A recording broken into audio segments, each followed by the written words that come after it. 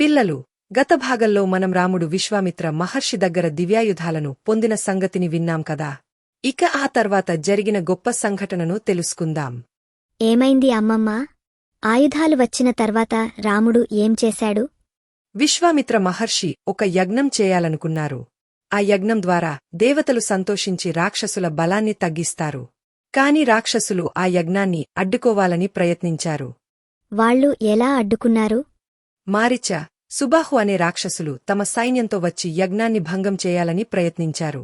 వాళ్లు గర్జిస్తూ మాంత్రిక శక్తులతో భయపెట్టారు. యజ్ఞం ఆగిపోతుందని అనిపించింది. అమ్మమ్మా, అప్పుడు రాముడు ఏమి చేశాడు?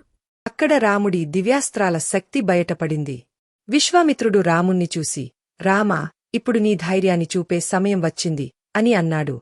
రాముడు ధైర్యంగా బాణం ఎక్కించి మారిచమీద ప్రయోగించాడు. ఆ బాణం అతనిని చంపకపోయినా సముద్రం దాటి చాలా దూరం విసిరేసింది.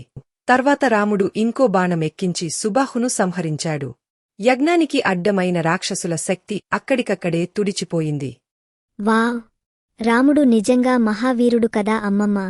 అవును, రాముడి ధైర్యంతో యజ్ఞం విజయవంతంగా పూర్తయింది.